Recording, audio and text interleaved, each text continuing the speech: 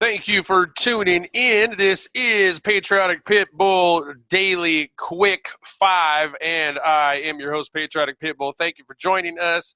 And as you may have noticed, we're lit differently than we normally are on our normal show, and we think this might be the last time that you guys see the set how it is behind us. We may be moving a little bit of some things around as we are changing here at the Patriotic Pitbull News Network, and we have two sets that are set up now.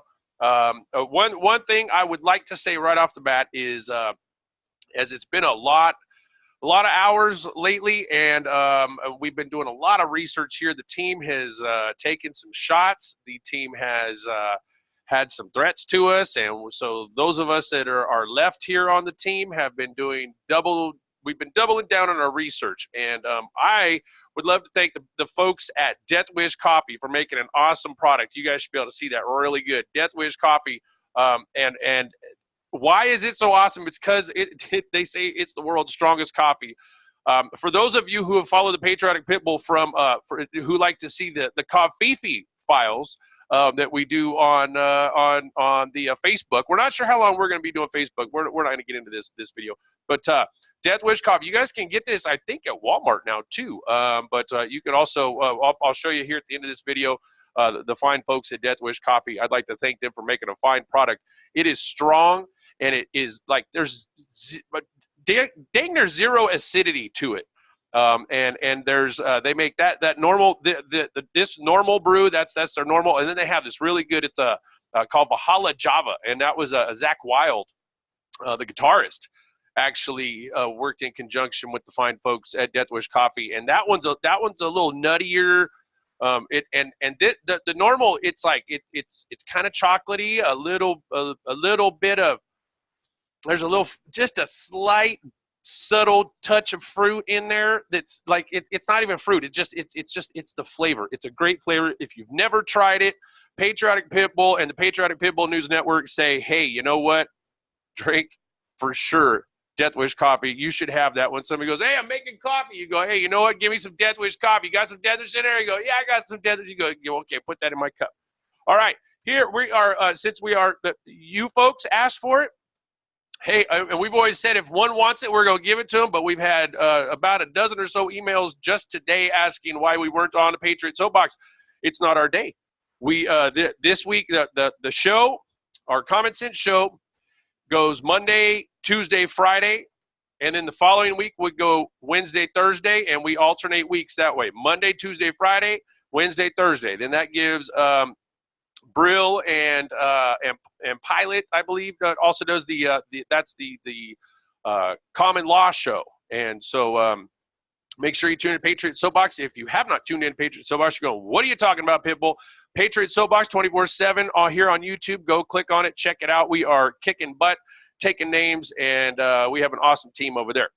What we want to get into today, let me go ahead and pull it on up here. Here are the articles and topics that we think we should cover here real quick, and we're going to give you the top 5. We're going to give you 4 good ones and then a ha-ha, and here we go. This is from FoxNews.com. If Rod Rosenstein defies Trump's orders to declassify documents, he should be fired. This is written by Greg Jarrett. This is in the reader view for you folks that are wondering why we're seeing it this way. This takes all the ads and stuff off, so you can really just read any articles that you come onto.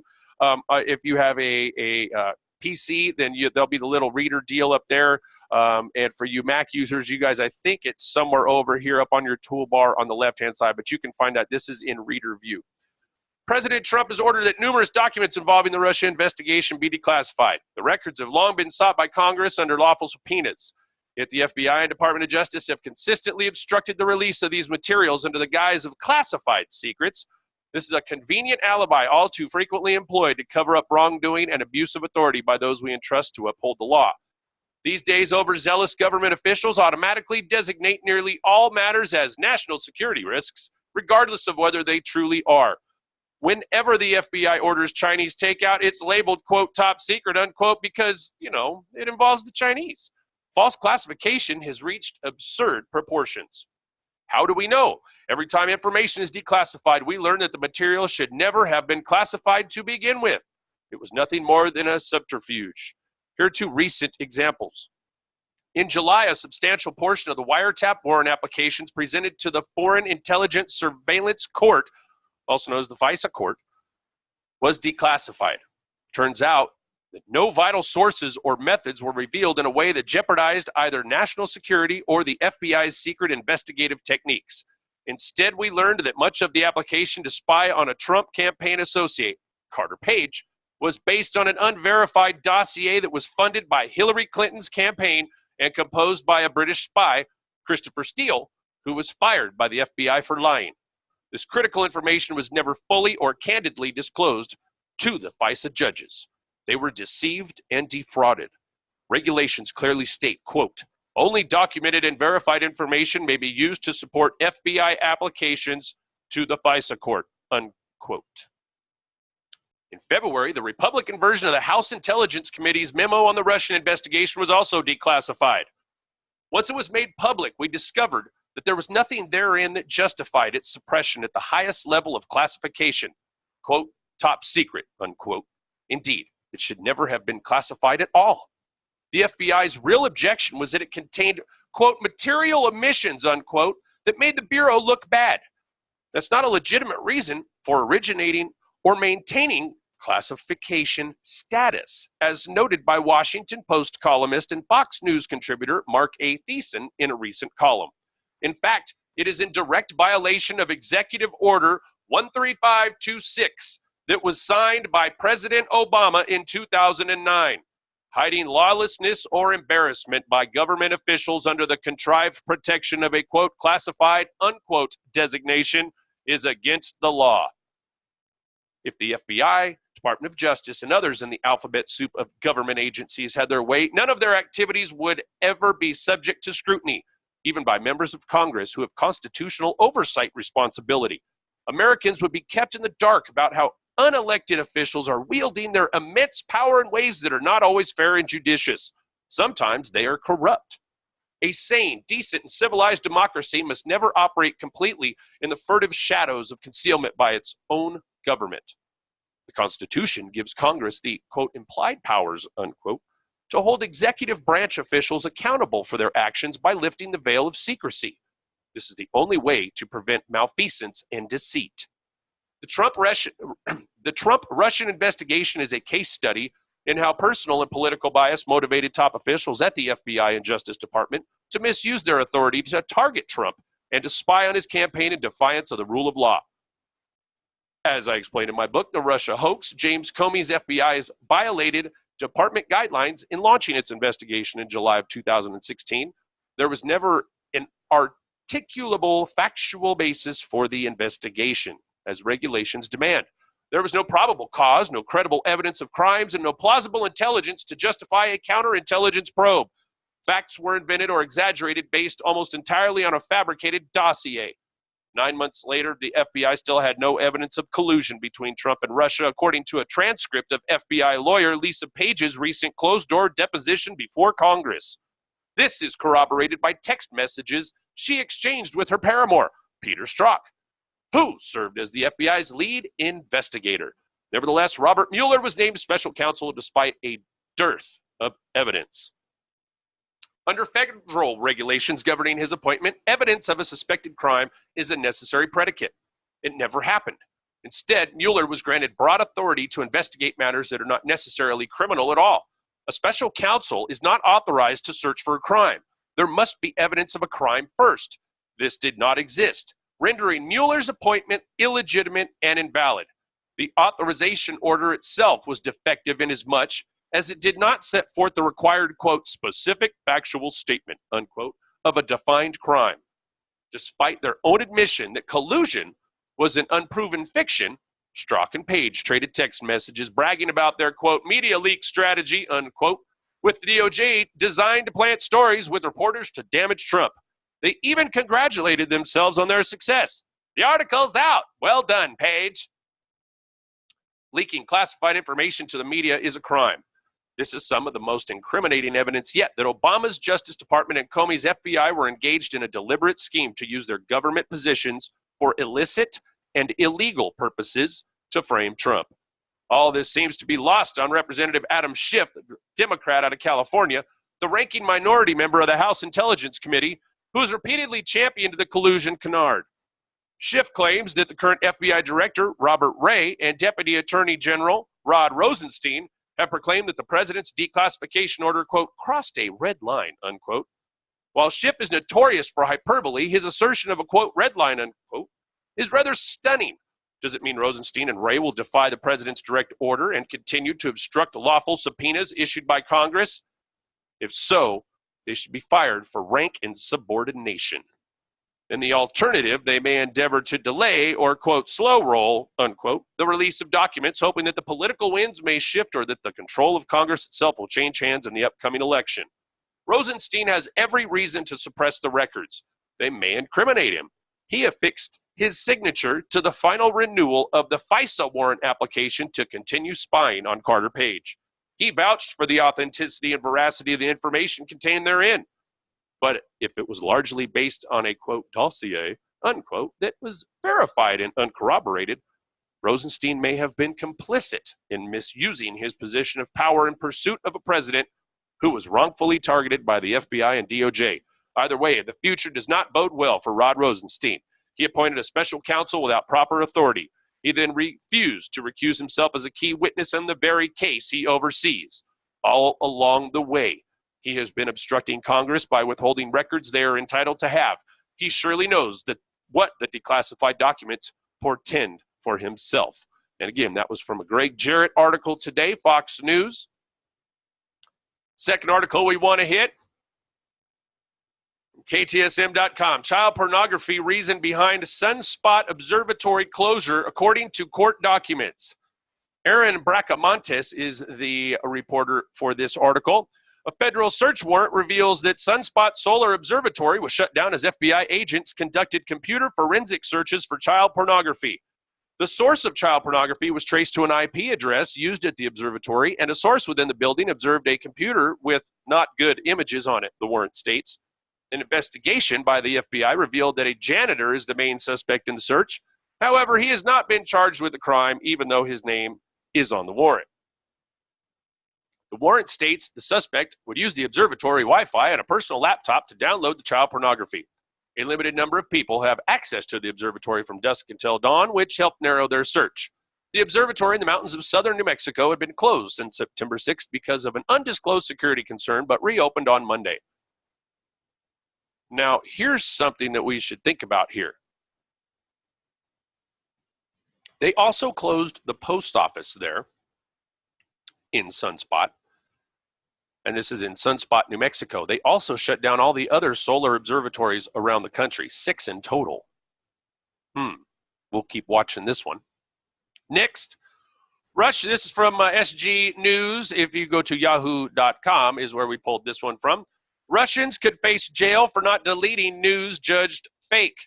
Russians who refuse to take down online information that has been judged false by a court could be sentenced to up to a year in prison under a bill approved by MPs Tuesday in a key second reading. Deputies in Parliament's lower house voted to approve the measure that would apply to individuals on social media as well as to those working for media groups. Senators and President Vladimir Putin still have to sign off on the bill following a formal third reading in Parliament. The law comes in the context of an ongoing crackdown on internet freedoms in Russia, where social media remains one of the few places the opposition can organize. Those who break the rules outlined in the bill could also be subject to a $740 fine, according to an approved text distributed on the judicial site pravo.ru. Russia has, in recent years, increasingly criminalized online content, frequently jailing people for sharing or publishing information deemed extremist or illegal, including for calls for opposition protests and jokes deemed offensive to particular social groups. The law currently forbids the sharing of content judged extremist, though rights groups say this label is also applied to opposition material. This new law, if it is adopted, will constitute a new attack on freedom of expression in Russia. Agora International Human Rights Group lawyer Irina Kurinova told AFP. She said the move would target the likes of Alexei Navalny, the opposition leader and blogger who has used sites like YouTube to diffuse investigations into corruption among top officials. Now we're going to go to this next article, and I didn't put it into reader view because I wanted these pictures to come up. This is from our friends at thedailymail.com. Let me close this out here real quick. 747 airplane that was the main attraction at this year's Burning Man is still in the Nevada desert 2 weeks after the festival ended. Now, let me just blow this up here a little bit to make sure that we will be able to see this. The partially reassembled aircraft currently lies abandoned in the Black Rock Desert after being moved about 12 miles from the Burning Man site. One of the main rules for Burning Man's 80,000 attendees is to leave no trace at the site after the week-long event ends. The U.S. Bureau of Land Management in Nevada, who manages Black Rock Desert, said the owners of the 40-foot tall plane need to remove it. Yes, that is. Now, look at this. There's this little plane here, this little single-engine prop, and this huge plane right there. It's kind of interesting. Here's some video of this guy actually rolled in. He saw this. There is some footage that is shown up. Let me close this out again. There's some footage on YouTube that shows this guy coming in and finding this plane. It was moved off the event site without BLM authorization, so its legal status is in trespass with unauthorized use, Rudy Evanson of the BLM told the Reno Gazette-Journal. Bottom line is we're evaluating options for getting rid of it. BLM said the owners, Big Imagination, will need to apply for a new permit to remove the plane because Burning Man is finished. All art installations that are part of Burning Man are initially covered with a recreation permit, but that expired in the days after the festival ended. Big Imagination claimed they have not abandoned the plane and insist they have plans to move it to a storage facility nearby. They issued a statement on their website in a bid to alleviate concerns that their installation could threaten the future of Burning Man, given the main principle of leaving no trace. And here's another shot of this. Again, there was this pilot, and he was flying over the area and saw this thing, so he stopped. And there is some video up on YouTube. You can check it out. This is a picture of what they were using it for. The plane, pictured above during the Burning Man Festival, was used as an open-air nightclub for festival goers. As a collective of over 500 volunteers who have been working on this since 2014, the last thing we would want to do is to leave behind an ecological disaster on the playa or in any way impact Burning Man from getting their permit, they said. That was that group. And let's see, the Big Imagination. Anyways, they acknowledge that our Exodus plan has not gone as expected, and they apologize for any undue stress that this has caused to the greater burner community, for the Burning Man organization, and especially the BLM, with whom we've always had good relations and are working closely with to resolve the situation as rapidly as possible. We are working with the BLM to move the plan into a storage location in a manner that is in compliance with the requisite regulations and also in good stewardship of the land.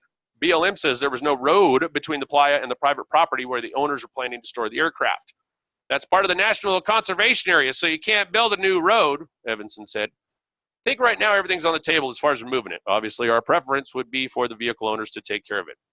Pilot Dustin Mosher spotted the abandoned plane while flying his private plane over the area last week. Like a mirage, a 747 appeared in the desert. He rode alongside a video of the plane.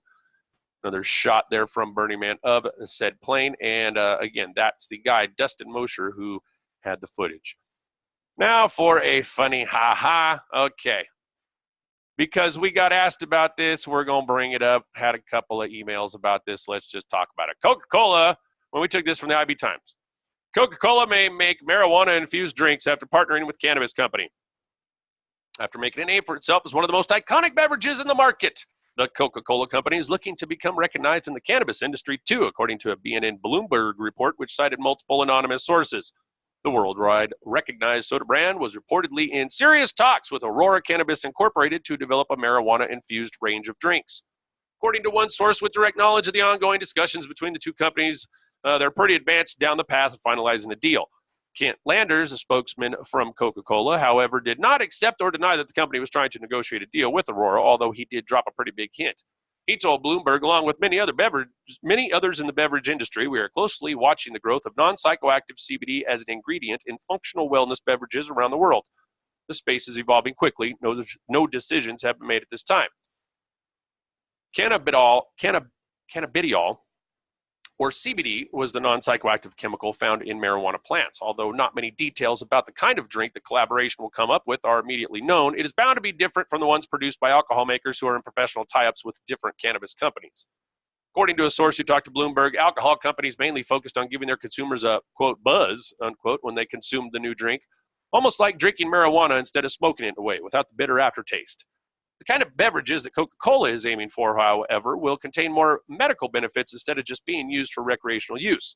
The new range of drinks will aim to ease inflammation, pain, and cramping, benefits that medical marijuana boasts of.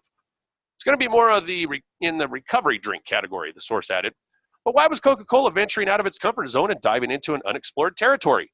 The answer lies in its gradually falling annual revenue. The 132-year-old company that owns more than 500 brands around the world reported annual revenue of $35.4 billion in 2017, down 15.5% from 2016. On the other hand, CBD market is estimated to grow to $2.1 billion by 2020 from $202 million in 2015, according to a recent report in the Hemp Business Journal. With a lack of scope for expanding its range any further in traditional soft drinks, Coca-Cola has had to look for alternative beverage concepts such as alcoholic drinks, which it begins selling in Japan. The cannabis sector is one such alternative. There's a lot of interest from consumer packaged goods and liquor and tobacco companies to look at cannabis as a new growth sector, said Martin Landry, Managing Director of Equity Research at GMP Securities LP, in an interview with BNN Bloomberg. What's happening is that the cannabis industry is still in its infancy and there's not a lot of partners to dance with, he added. Coca-Cola closed at $45.99 on Friday, up 35%. That was, $9.17, and that was last Friday, I'm assuming. Also, ladies and gentlemen, make sure if you have not went over to stopthecrime.net, stopthecrime.net. That's where the COM12 briefings are. Again, you can go over there, stopthecrime.net. Make sure you're aware of this. This is the Aquarius Group activities, a COM12 briefing. This is just mind-blowing, and I want everybody to take a look at it if you can. And as I said, wanted to say a big thanks to Death Wish Coffee for making the world's strongest coffee. And you can go to deathwishcoffee.com for all your coffee needs there. Try it out if you want. Or you can also find it too locally, maybe at your local Wally World or Walmart. And that's about it. What we got, folks. Again, now what we got on the Coca-Cola thing? Hey, you know what? There's been cannabis drinks around for a few years now, so that's nothing new. And it's I would agree with that article. That's why we pulled that one, so we could show you that, hey, you know what? It's going to happen. It's going to happen. And Coca-Cola is not somebody I trust to give me health and wellness. That's just my opinion. And I have asked a few others on the team, and they agree with that as well. Folks, make sure that you're paying attention. There's a lot of stuff going on, and we're going to be doing everything we can to bring you events that are important that we think is close to our heart. We're going to be nailing out some stuff for Mojave County, Arizona here shortly. And if there's something that you would like us to cover, please let us know in comments, or you can send us a message at Patriotic Pitbull 5150 at hotmail.com. And also, Patriotic Pitbull and Indie Wars and Conscious Abe will be back. Patriot Soapbox 10 to 12 Pacific Standard Time this Friday. Friday, it will be the 21st of September. And thanks for sticking around and clocking in. If you would like to subscribe, cool, please do follow along. We're going to be putting a lot of stuff up here now as we are getting big. And for those of you who have sent messages about where did the old videos and stuff go, yeah, we got hacked. We were taken down, and we have been thinking about putting the old videos back up. We're thinking about just rolling with some new ones. So we're not sure if we're going to put the old ones up or not. And that's at the YouTube channel, and the SoundCloud went down at the same time. So there's still, I think we got about 4 or 5 episodes or podcasts up on SoundCloud. But again, follow us here, and you can follow along on Facebook for a little while. We are at on oneway.com and Patriot Soapbox 24/7 over at YouTube. Again, for everybody here, let's see, we got everything. Yep, no new messages. All right, cool. So for everybody here at the Patriotic Pitbull News Network, we say thank you very much, and we will see you next time. Be good to yourselves, be good to each other, and God bless America.